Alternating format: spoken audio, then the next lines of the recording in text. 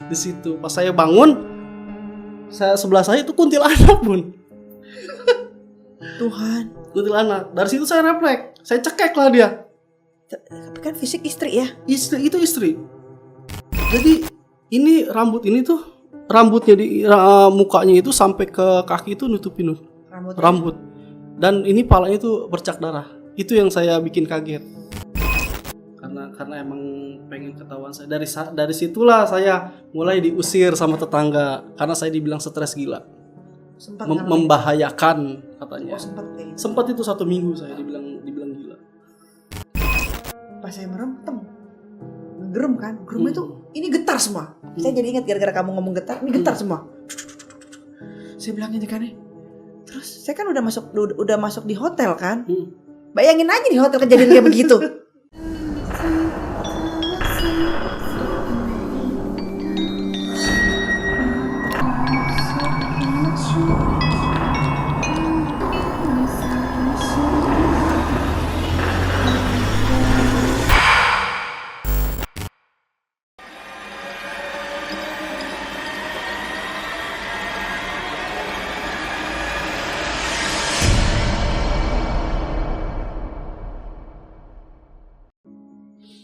Yang dinamakan tumbal itu benar.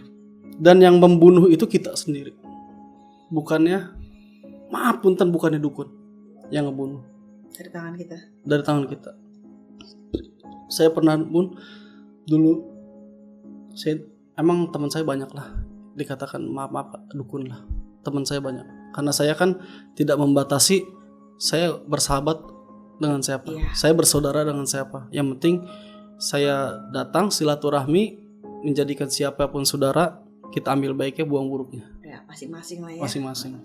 Nah di situ saya nggak mau ini tempat ya bun ya. Datanglah saya ke teman saya nih. Datang tempat saya. Nggak taunya dia mau ada pasien bun. Datang nih pasien, ditanya mau apa? Kekayaan. Di situ dia minta kekayaan, mau cepet. Mau kagak? Ditanya dulu bun, mau cepet apa prosesnya mau lambat? Saya mau cepet karena katanya utang.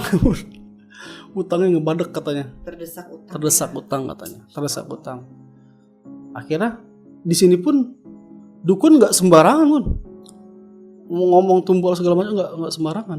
Dia pasti diomongin dulu. Ini ada perjanjian. Kalau mau cepat,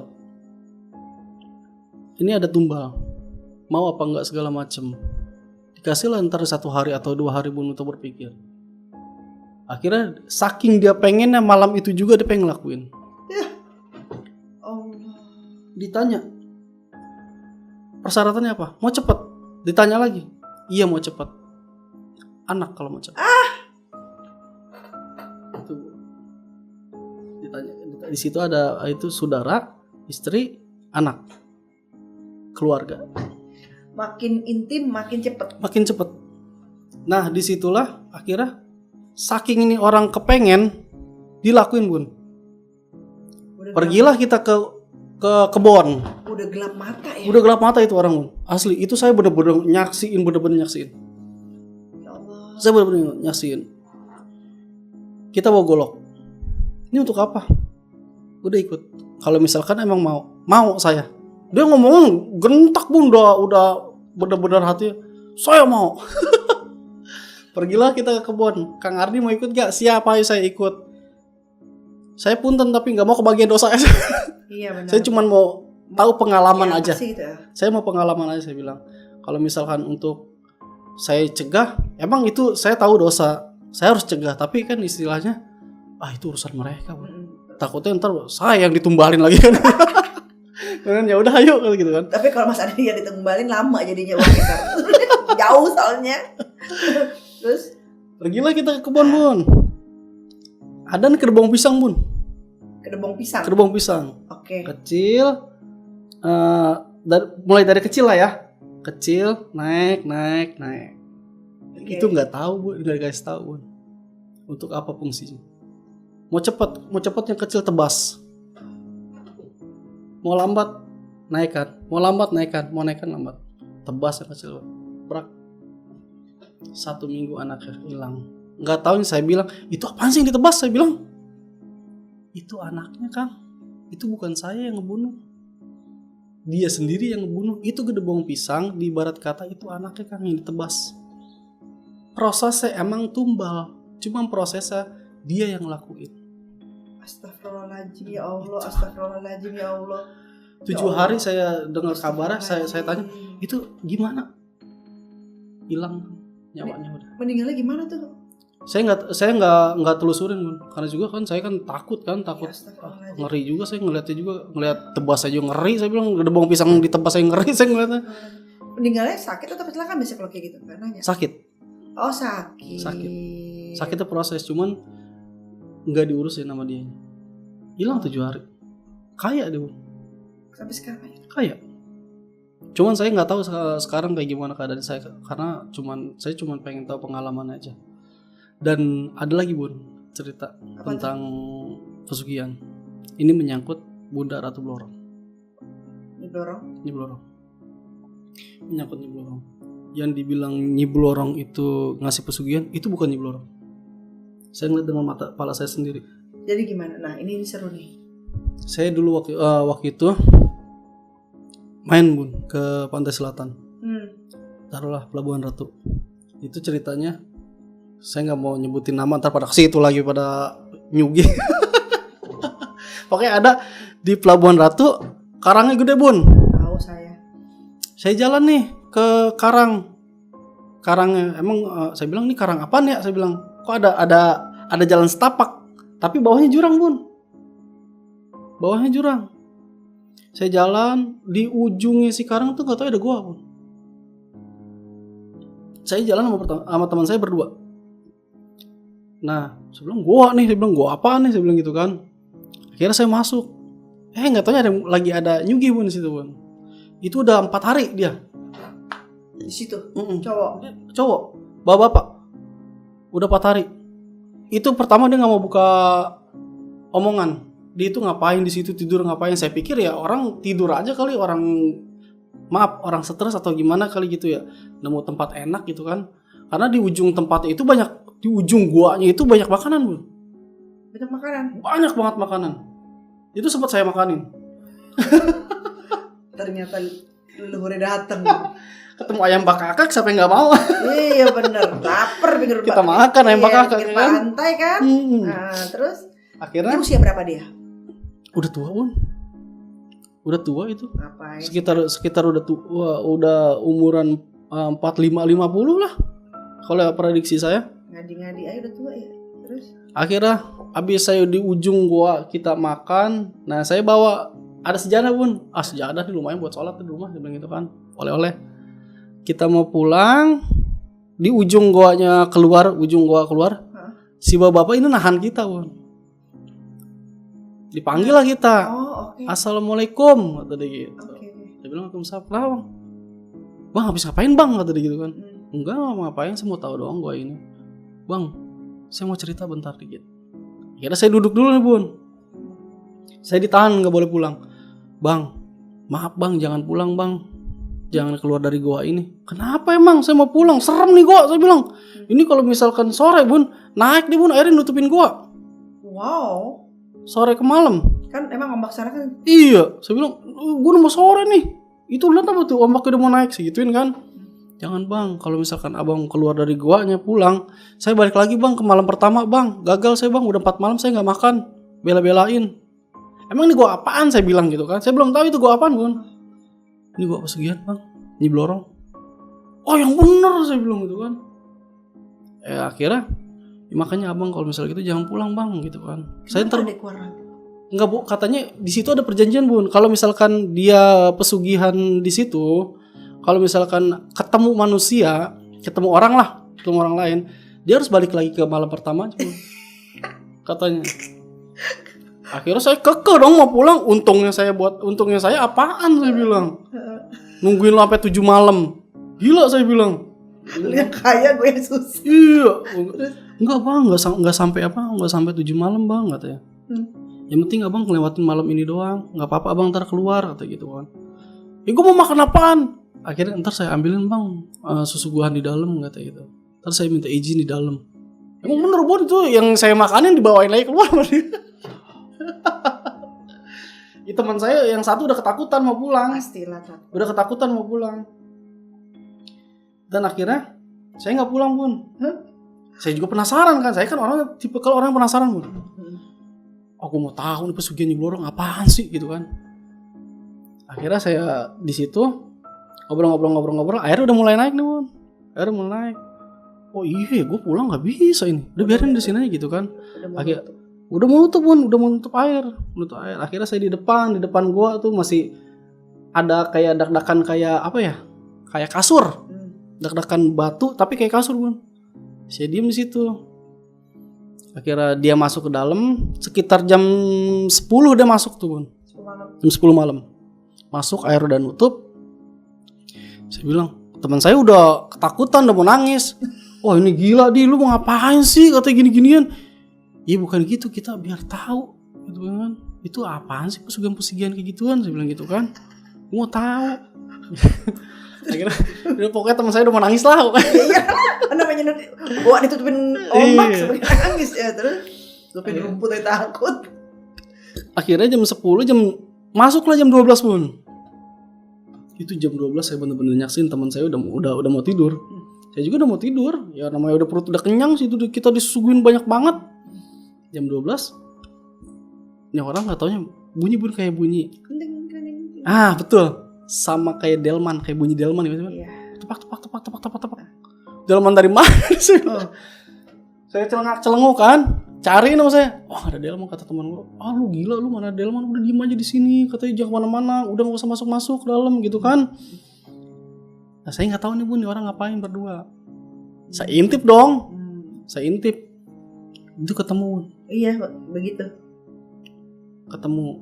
Nah, di situ saya ngucap istighfar, saya ngucap doa. Keluarlah orang ini, "Bang, punten. Jangan baca doa, Bang," katanya. Tahu dia. Tahu deh, Bung. Jadi kayak montek lah ibarat kata. Dikodein sama yang itu. Dia enggak mau, Bun, katanya. Ya, dia enggak mau. Jangan baca doa, Bang, katanya. Maaf Bang, ya kalau gak baca doa gue diapa-apain gimana? Gak bakal Bang, saya tanggung jawab katanya. Abang cuma nurutin saya sampai pagi doang, sampai subuh, sampai air surut abang keluar gak apa-apa. Itu kan. Ya udah akhirnya saya diem. Tapi gue ngeliat boleh aja Bang, tapi jangan baca doa Bang katanya. Tapi abang jangan cerita-cerita. Udah amat saya bilang mau cerita pengalaman saya, ya kan? Pengalaman saya. Mau diem aja gitu kan. Akhirnya kali aja buat pelajaran orang, nih nyugi serem nih gitu kan. Betul. Jangan nih nyugi gitu kan. Nah, akhirnya lah nih. Saya bilang Nyi Blorong gitu kan. Ternyata yang diceritain katanya itu setengah itu kagak Bun. Enggak begitu. Jadi apa yang kamu lihat? Emang kalau misalkan ular tuh bener Bun ularnya. Kalau ularnya ular. Cuman yang saya versi ya katanya Nyi Blorong gini-gini, yang saya lihat enggak. Yang kamu lihat apa? Kayak ya ular begitu doang Bun kan yang kalau misalkan katanya ular gede segala macam kan. Dia enggak. Tapi kalau misalkan wujudnya itu emang manusia ke atasnya. Bawahnya enggak. Nah, ternyata datang yang kedua tuh Bun. Jinnya yang datang. Yang kedua. Okay. Jin hitam lah kita taruh. Nah, yang pertama ini yang datang katanya Nyi Blorong ini, dia itu enggak mau ngasih Bun. Dia yang saya dengar ke si pemuja ini pulang minta ke Tuhan kamu. Itu yang saya dapat. Minta ke Tuhan kamu. Jangan minta ke Blorong. Jangan minta ke jin Blorong. Itu ditolak. Akhirnya ngomong lah, siapa kamu? Si pemuja ini. Karena yang pas pokoknya ke-4 malam atau ke-7 katanya yang ini katanya bakal ketemu. Akhirnya si pertama yang datang ini yang si bunda Blorong ini ngomong, minta ke Tuhan kamu, jangan minta ke jin Blorong. Katanya gitu Bu. Akhirnya bersikukuh dong ini. Saya cuma ngintip. Pergi. Datanglah jinnya yang dinamakan jin pesugihan ini Bu. Berbentuk ular besar. baru dah bersisik emas. Oh, itu jinnya. Itu jinnya. Oke. Akhirnya di situ saya baca lagi istighfar. Keluar lagi nih orang, "Bang, punten Bang, ini saya udah 1 tahapan lagi Bang, mau ketemu Bang." Enggak ada di sini yang kakak. Ya oke, saya bilang, "Masuk lagi lah dia." Akhirnya bersetubuh dia Bun situ. Iya. Bersetubuh. Itu yang dibilang namanya sisik emas meruntul itu Bun, bener Bun. Begitu dia bersetubuh itu sisiknya meruntul Bun keluar dari si badannya. Letak kayak bunyi apa ya, batok kelapa dipukul. Akhirnya dari situ ya saya nggak tahu lah, pas bersubuh saya udah nggak mau ngeliat lah. Ketemu pagi saya mau pulang. Saya tanya, "Bang, maaf Bang, saya ngeliat itu sisik merudul Bang." Merudul. Saya mau ngeliat emasnya bener apa enggak. Itu beneran Bun, emas Bun. Ini Bang, hasil saya Bang. Saya tanya, "Itu yang pertama siapa yang datang?" Saya ngedengar katanya minta ke Tuhan kamu. Saya nggak mau cerita itu Bang. Abangnya juga udah pasti tahu itu siapa. Ya saya nggak tahu, saya bilang. Itu pengalaman tentang pesugihan itu. Itu jadi gini.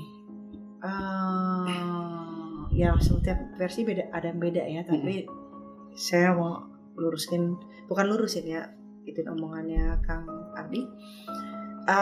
Blorong itu emang dulunya tuh memang hitam. Bagus lah. Dan lalu suatu ketika kan dia sombong kan. Iya betul. Angkuh. Segala macam lah seperti itu. Akhirnya nantang Ibu Ratu. Betul. Nantang Ibunda menang dong. Iya betul. Ibunda Ratu itu sama Nyai Blorong tuh beda. Sama Nyai Roro Kidul tuh beda. Betul. Jadi kalau Ibunda Ratu tuh sebenarnya tuh beliau itu Nurul Fatimiyah, cahaya dari segala wanita. Berantem menang Ibu. Akhirnya ya Ibu kan orangnya polos asih. Iya. Nah udah akhirnya dikembalikan kepada jalan yang benar, dikasih wilayah. Nah andai pun dia seperti itu memang untuk menguji manusia juga. Itu udah bukan urusan Ibu lagi karena kan manusia ternyata emang demennya diuji-uji sih ya. Iya. Betul. Nah itu kejadian itu akhirnya dia menyugihkan. Itu kalau yang si laki-laki itu lihat tuh bentuknya manusia tuh. Iya itu Bang. Balik lagi ke Nyi Blorong ya. Dari pengalaman itu saya akhirnya penasaran tuh Bang. Nyi Blorong itu siapa? Dan ya cerita Buna barusan itu yang saya dapat. Benar. Karena di balik penasaran saya pastinya cari tahu. Di balik pengalaman apa yang saya lihat, saya pasti cari tahu. Siapa sih kayak macam Nyi Blorong? Siapa sih Nyi Blorong? Saya mau tahu cerita aslinya. Saat itu kamu tapi sempat lihat sosoknya, wajahnya? Sempat. Cantik ya? Cantik kan? Cantik. Cuman kayak apa ya? Kayak ada rusaknya mungkin waktu yang saya dapat dari bisikan itu karena pertempuran ilmu itu kayak sama Bunda Ratu. Kalah. Iya, itu makanya itu saya dapat tuh dari bisikan cerita itu. Yang tadi bahasan Bunda cerita. Itu benar, Bang. Karena saya waktu di Cibangban tuh di Pelabuhan Ratu, saya coba tirakat tentang nyari cerita Nyi Blorong. Itu yang saya dapat, cerita yang barusan Bunda ceritain itu yang saya dapat. Sisik emas. Betul. Itu nanti masih dijual kali ya? Iya, masih dijual, Bang. Itu benar 24 karat. Karung goni tepung ya, Bunda tahu? Tahu. Itu setengahnya dia dapat. Wow. Nah, itu di stop sampai situ apa dia melakukan lagi ntar? Katanya sih kan itu yang malam keempat ya, Bun ya. Malam keempat dia nggak makan, nggak minum. Itu tuh minumnya tuh dari tetesan gua, Bun. Wow. Kan banyak kayak gelas-gelas plastik lah ya. Gelas plastik. Saya bilang gitu buat apa? Itu minum saya, Bang, katanya. Saya minum dari air tetesan gua. Saya nggak boleh. Itu banyak makanan di dalam pun saya nggak boleh makan, Bang. Selama 7 hari 7 malam katanya. Itu makanan siapa yang ngambil? Yang bawa dia? Orang banyak yang datang, Bang. Orang yang datang. Cuman tirakat doang, nggak nyugi. Cuman sekedar menguak sejarah lah apa gitu. Kalau dia nyugi ya. Kalau dia nyugi. Perjanjiannya stop di situ atau terus lagi? Saya nggak ini sih, nggak nanya lagi mana. Kadang ada yang suruh siapin kamar. Di gua itu ada kamar, Bun? Enggak, di rumahnya dia. Oh, di rumah dia. Kalau itu enggak. Oh, kalau di rumahnya dia saya dapat lagi cerita itu mah di Tegal. Wow. Saya banyak, Bun. Versi Kang Aryan. Bener, makanya kalau diomongin semua sampai pagi kali ini. Berarti udah season 2 ini. Di Tegal pun saya ngalamin. Berapa ukuran besar belorong panjang ini? Kalau misalkan panjangnya, kalau panjangnya panjang banget, Bun. Ukuran silindernya? Segini bulatannya ya. Bulatannya segini. Silindernya. Bukan jine ya? Hah? Bukan jine ya? Bukan. Masih gitu ya? Oke. Jine lebih gede kan? Gede. Kalau jinnya gede. Warnanya? Warnanya yang saya lihat di itu tuh emas. Bukan yang hijau. Hijau si belorongnya. Cakep kan? Cakep. Iya. Cuman ya kayak ada luka-luka gitu. Berantem itu. Ada bekas, kalau kata kita koreng lah, Bun. Ada bekas koreng. Ya, karena kan badannya ular, ini kan bekas sisiknya dia. Gitu. Atau ular lah istilahnya. Menanda-nanda di pipinya itu juga dan berantem sama ibu.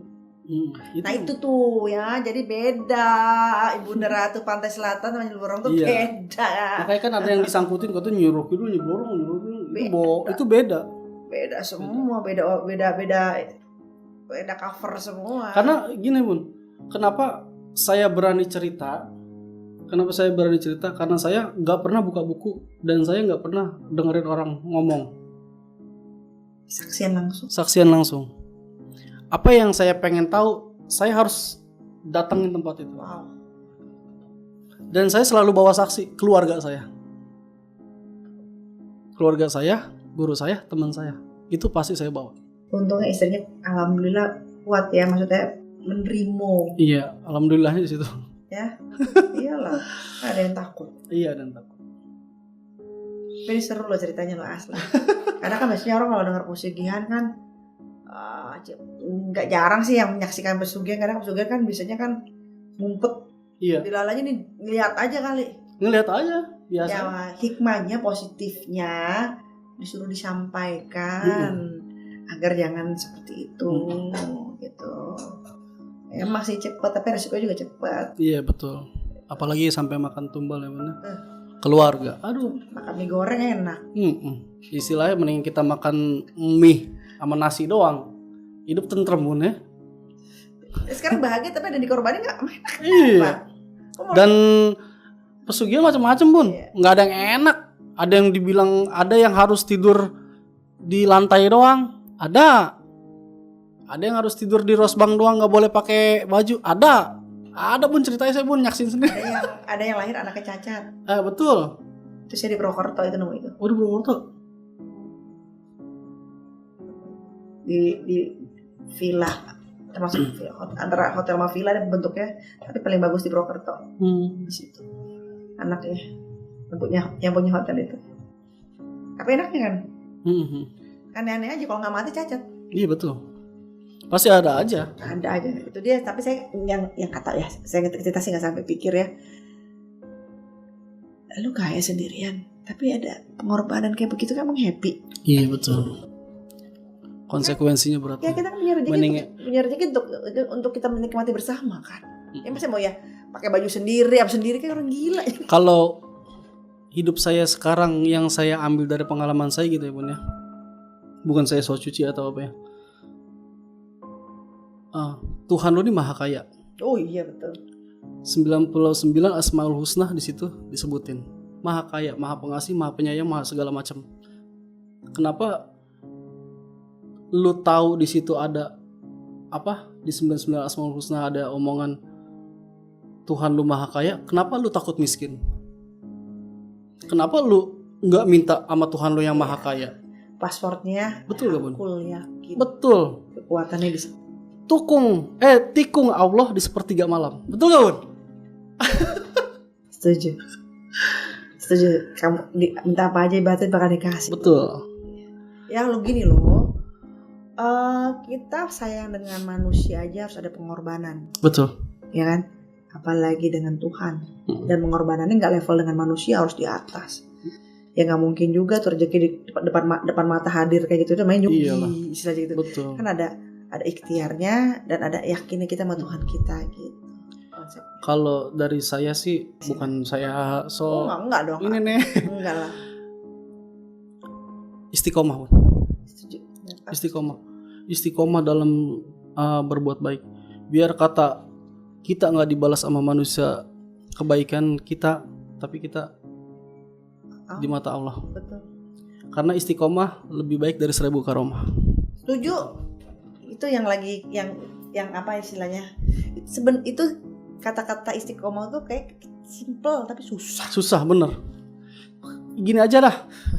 Saya bagi ini aja. Kita punya duit 2.000. Kita istiqomah pengen tiap hari 2.000 masukin kotak amal masjid. Pasti males saya kayak apa tahu. Sehari, 2 hari, 3 hari pasti dilakuin. Karena kenapa? Susah.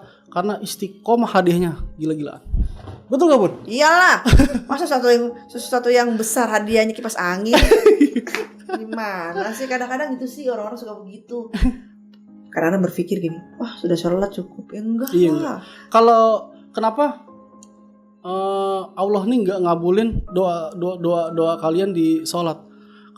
Karena setiap doa akan dikabulkan di luar dari kewajiban. Kalau sholat apa, Bun? Kewajiban dong.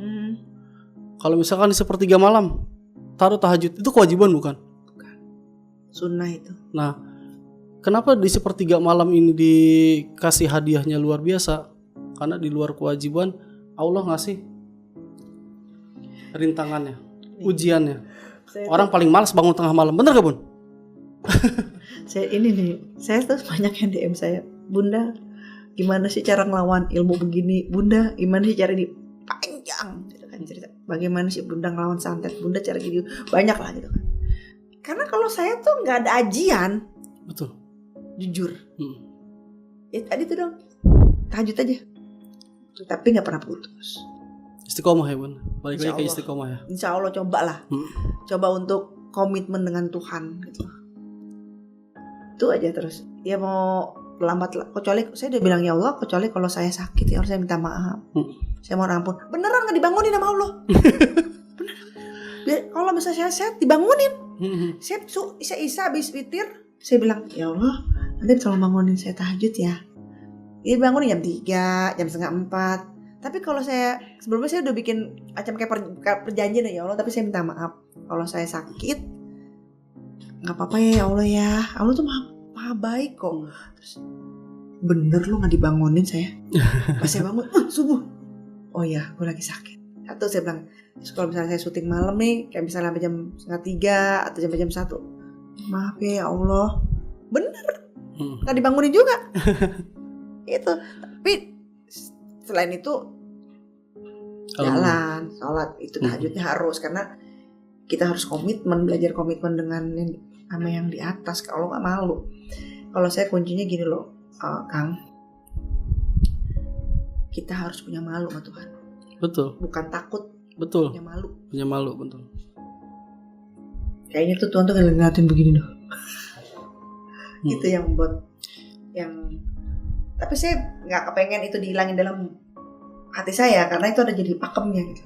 Karena kalau dihilangin kan saya nanti nggak punya malu. Minimal ya lu punya malu sama Tuhan. Jangan karena sebab ya, Bun. Karena yang saya dapat kutip dari kitab, Bun, kitab imam siapa waktu itu saya lupa tuh, Habib siapa. Kenapa doa kita nggak nyampe ini? Karena kita di dalam hati itu punya sebab. Sebabnya gimana? Dalam doa tuh pasti bilang, ya Allah, jangan pernah ngomong gini, ya Allah, kasih saya rezeki agar saya bisa ngasih orang-orang bersedekah. Itu sebenarnya dalam yang saya dapat itu, katanya jangan. Itu jadi nggak bakal dikabulin. Karena kenapa? Kalau ibarat kata kita sedekah itu kewajiban. Balik lagi dengan kewajiban. Kewajiban tuh harus wajib. Tanpa lu pinta ke Allah. Begitu katanya, Bun. Tuh. Kalau misalkan kita mau pinta aja sama Allah. Ya Allah, saya mau kaya, saya mau mobil, saya mau punya rumah. Minta aja langsung. Jangan karena sebabnya, karena dibalik sebabnya ini Jadi berat. Dan doa tuh jarang dikabul. Itu bener, serius. Saya punya pengalaman itu soalnya. Gak basa-basi doanya. Ya Allah, saya mau ini. Yakin Allah pasti ngasih. Yakin, yang penting yakin. Karena Allah yang menjamin hidup saya. Bener dikasih. Itu. Cuman itu juru pemungkas itu jarang diikuti. Ya malu lah. Masa mau, emang Allah Doraemon. Ya kan kayak Nobita sama Doraemon. Ya enggak lah, malu. Ya, tapi itu saya buktiin. Makanya saya ketawa sendiri. Kenapa? Betul. Karena sedekah kewajiban, emang harus sedekah. Tanpa harus minta kaya dulu lu sedekah. Ya kan begitu. Mau punya duit 1.000, 2.000 ya sedekah mah harus. Masa harus minta kaya dulu baru sedekah, kan gitu. Saya habis doa kayak gitu tuh, saya baru sadar. Ya Allah, sama Allah kayak begini ya. Baru sadar gitu kan. Ya Allah, aku mau ini. Itu langsung. Karena aku yakin Engkau lah yang maha menjamin diriku, bukan manusia. Engkau ya Allah. Suaranya terkabul. Serius, demi Allah. Itu Allah bener. Iya, Allah itu beneran. Iya itu. Udah kejadian ini 3 kali. Tapi saya gak pernah pakai jurus itu. Jurus pamungkas itu gak pernah. Kalau lagi pepet. Iya. Karena saya tuh kalau sama Allah tuh bertindaknya manja. Iya. Bukan. Memang harus manja. Memang harus manja. Jangan kamu manusia manja. Kata Allah, kamu manusia bisa manja. Yang saya paling takutin, yang perlu kita ketahui nih, Allah tuh maha cemburu. Betul. Makanya dosa yang paling gak dihapusin itu adalah musyrik. Betul. Menduakan. Tandanya apa? Beliau maha cemburu. Betul. Jangan coba-coba menyamakan cintanya dengan manusia, even itu suami atau istri. Gak boleh. Dia udah di atas segalanya. Itu ya, ini sekilas info aja ya. Iya. Sahabat di rumah. Ceritanya panjang, dari Madura ke Pelabuhan Ratu, balik lagi ke Gunung Salak, balik lagi ke Karang, balik lagi ke Subang ya Bun. Balik lagi ke Subang. Tegalnya belum. Tadinya mau ke Tegal nggak jadi. Kejadian ntar aja lanjut next kalau ke Tegalnya, oke? Siap. Oke, terima kasih banyak ya. Sama-sama. Ceritanya seru banget. Siap. Oh ya, saya dengan Kang Ardi insya Allah kita mau explore coba ya. Siap. Ini explore pertama kali nih, nggak tahu nih apa cerita-cerita yang kita temuin nanti pasti seru nih pastinya. Entah Mas Ardi yang interaksi, entah saya, atau entah dua-duanya malah enggak. Ya nggak tahu kalau kayak begitu kan, nggak bisa di planning. Oke sahabat, sampai ketemu dulu. Saya dan Kang Ardi mohon maaf bila ada salah kata, salah penafsiran ya, karena kita berdua hanya manusia biasa, nggak mungkin lepas dari segala khilaf. Salam sehat dan salam bahagia selalu. Assalamualaikum warahmatullahi wabarakatuh.